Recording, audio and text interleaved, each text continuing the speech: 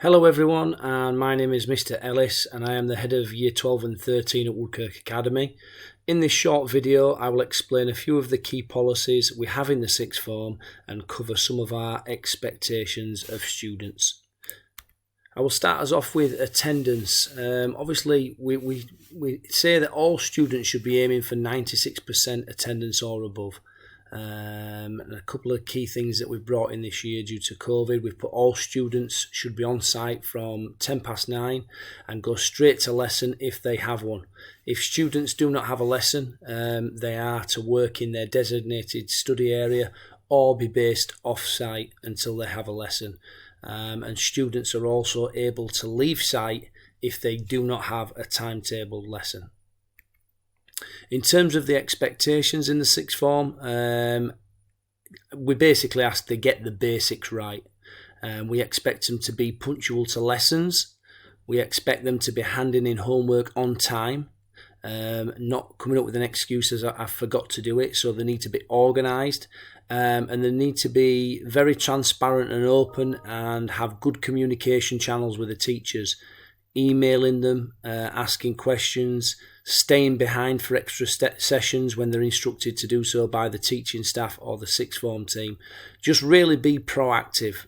Don't leave any stone unturned. If you don't understand something, please make sure you find the right person and find out the answer. A couple of other new things this year. We've asked that all students must wear face masks when moving between lessons to keep themselves safe and to keep others safe as well. There is also a new one-way system around the school site which sixth formers must follow to get to your destination. We appreciate it's an inconvenience, but unfortunately we all have to follow it to minimise contact between bubbles and year groups. And above all else really, please lead by example. Be a role model to others. Be a role model to the younger students around school. In terms of availability, I've put here, students are expected, as per the learning agreement, like it was last year, that they are available until 4 p.m. each day.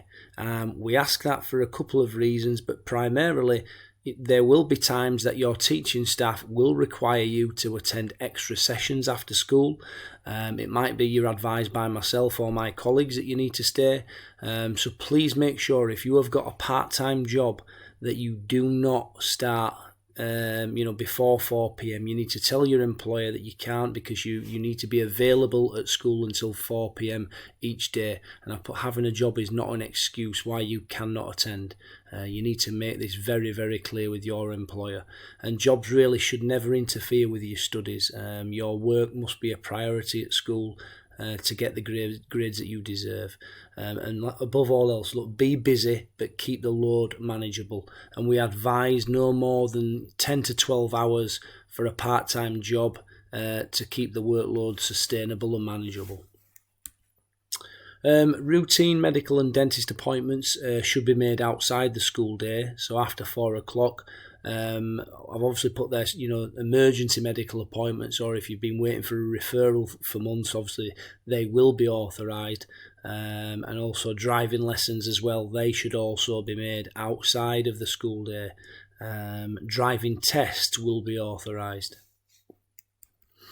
In terms of the mobile phone policy, it's exactly the same as last year. Please read it, please understand it. But basically, that mobile phones are to be used in the sixth form area only. If you're spotted using your phone anywhere on site other than this area, your phone will be removed. Phones must be switched off or on silent before entering a lesson. Otherwise, your phone will be removed if you do not follow that practice. Sometimes when you're in a classroom, there may not be suitable IT provision. Please ask the teacher if you can use your mobile phone. Do not presume. And the vast majority of the time the teacher will let you use it. In terms of the sanctions, again, they're the same as last year. If a student has it confiscated, they can collect it the following day between the hours of 3 and 5. If it happens on a second occasion, it will be the parents who have to collect the phone the following day between 3 and 5. And obviously, if there's any further sanctions, things will get more serious down the line. Hopefully that's not going to be the case, because it's exactly the same as last year. And students, again, remember you've read and signed the admissions booklet, and if you've got any questions regarding any of the policies, please come and speak to us. In terms of the uniform, again, just 1 or 2 amendments from last year. We've added the short skirts, which we don't permit, and we have said that plain leggings can be worn, but with a suitable long top or dress.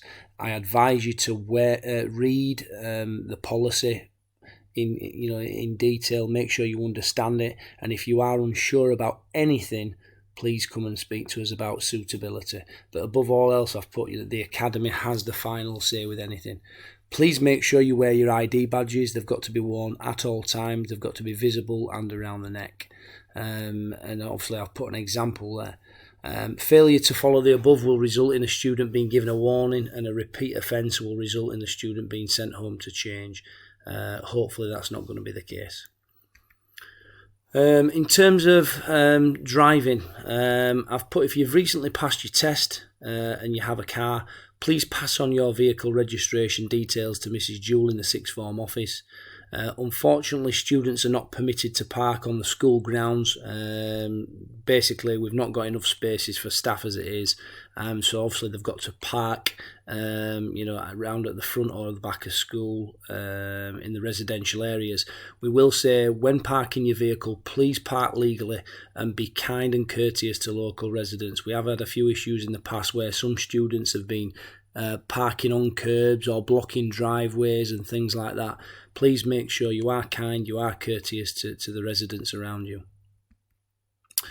And the last thing from me, obviously, I will say, there's lots of information from these couple of videos. Enjoy your time while you're here.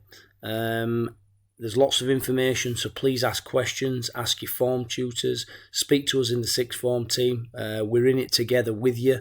We want you to do well, we want you to succeed. Make the most of your opportunities available to you, and work hard, and you will get the results you deserve.